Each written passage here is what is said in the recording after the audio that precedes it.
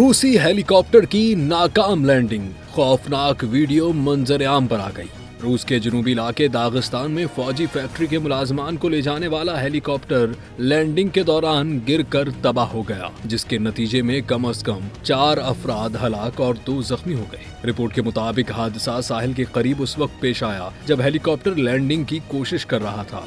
Video में देखा जा सकता है कि हेलीकॉप्टर की दुम जमीन से टकराने के बायस टेल रूटर टूट गया, जिसके बाद पायलट ने तैयारे पर काबू पाने की कोशिश की मगर नाकाम रहा।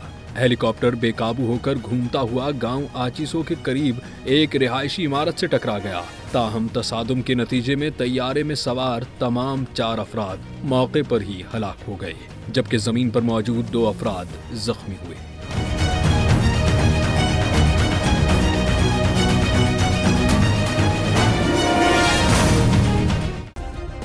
सब्सक्राइब करें और बेल दबाएं ताकि कोई खबर रह न जाए।